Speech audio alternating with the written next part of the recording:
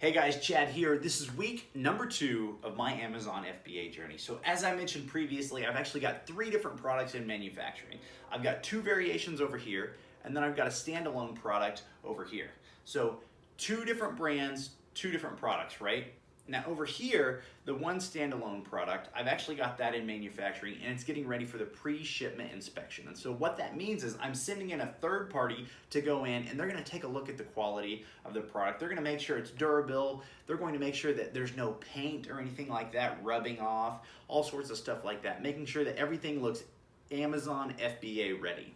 Now over here, the 2 variations, last week I actually told you guys that I did a pre-shipment inspection on these 2 variations and they actually failed just that first inspection. Now, since then, I've actually done another inspection and guys, it has been terrible.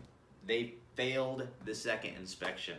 And so I started going back and forth with them. I started to explain to the manufacturer, hey, here's some examples on Amazon. Here's why, I can't accept this. Here's why I need you guys to redo this, right? And that's something that you guys have to do. You have to understand, excuse me, that if there are quality issues, you have to get the manufacturer to go ahead and make those corrections, right?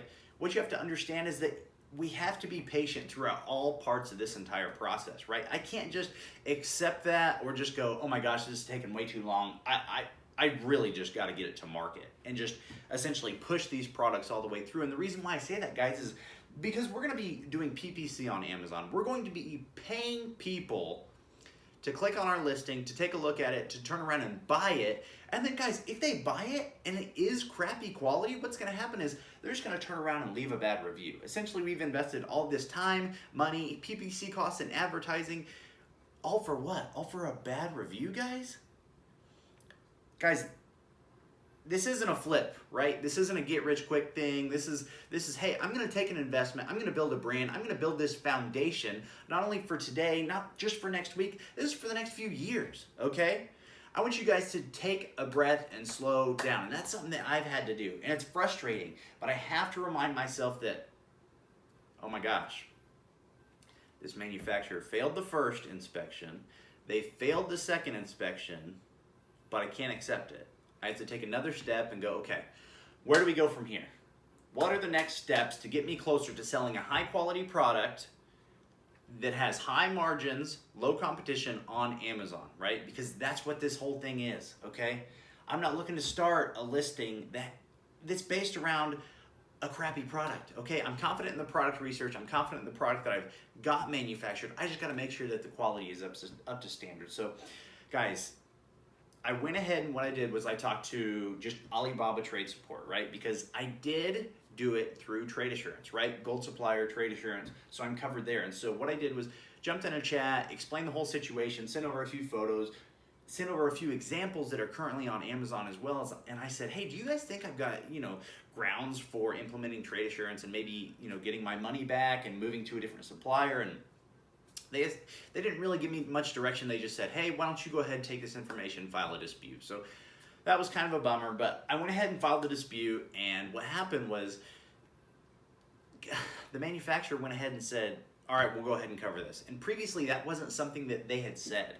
They continued to reiterate that, hey, we've manufactured tens, if not hundreds of thousands of these, and this hasn't been an issue thus far. And so I knew I wasn't going to be in a situation where they were going to agree with me. So that's why I went ahead and moved forward with the Trade Assurance. And then that's why they realized that, okay, this guy is serious. We don't want to just bite the cost of all these products and just hope that we can turn around and sell them to somebody else. So that's why they in turn agreed to go ahead and cover the cost and correct these quality changes yet again. So this has been, guys, in addition to that, I haven't sent the message just yet, but I think what I'm going to say is, hey, I'm going to need you guys to not only cover the cost of this, enhancing the quality again, but what I want you to do is I also want you guys to pay for this other inspection, right? I'm paying nearly $400 per inspection, and guys, you're still not getting it right. You know what I mean?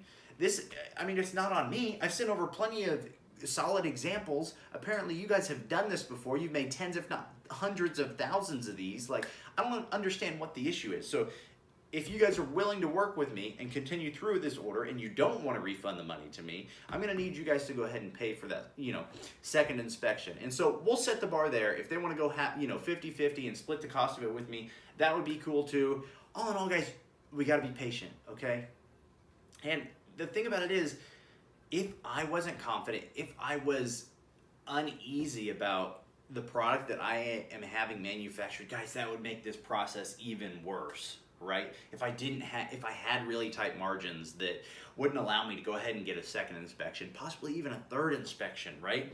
It would be an utter nightmare, guys. And so again, patience, not only if you're in the manufacturing part of this entire process and you're running into snags and all sorts of unforeseen things associated with some of your first products, but guys, it all boils down to patience. Take your time in the product research phase, okay? What I want you to do is, yeah, you might come across, one product, and it may be of great potential, but I want you to go ahead and start to build a list. Put that product down, right? And then continue to move on. What's another product? What's another product, right? Get roughly 7, 10, however many you want, guys. Don't just stop at 3, okay? Whenever I first started this journey, what I would do is I would find a product that I thought was good, and then I'd order samples. And then I'd find another one that I thought might be good, and I'd order samples. I was so anxious to get to the next few steps that I was doing a disservice to myself, because what I was doing was I was getting my hopes up, I was spending money, I was investing in these products that may not be the best opportunity right out the gate. Does that make sense? So what I'm trying to say is the more time you spend in the product research phases, the better you're going to get at product research, first and foremost. The better products you're going to be adding to that list associated with potential products that you can source. And guys, all in all, it's just a patience game, right? We just want the best product to rise to the top, right? And that's going to come in the form of high margins, low competition. It's going to come in the form of, how many suppliers are out there? What's the quality of those samples you're getting? How do your product photos, how could they match up to the competition? Is there room with regards to PPC? All sorts of different things, guys. And the more that you're able to take a breath during the product research phase, start to formulate that list, the better, guys. So I can't encourage you enough, whether you're in the manufacturing stage, shipping phase, reordering stage, guys, take a breath. Be patient, okay? We're not working for tomorrow. We're not working for next week. We're working for the next few years, okay? Let's go ahead, take a breath, establish a foundation for our business, and that sums up week 2 of my Amazon FBA journey. So much love to you guys. As always, like, comment. Let me know where you guys are at in your Amazon FBA journey. If you have any questions, something I can help you out, leave a comment down below. As always, subscribe. I appreciate it, guys. Catch you guys next week.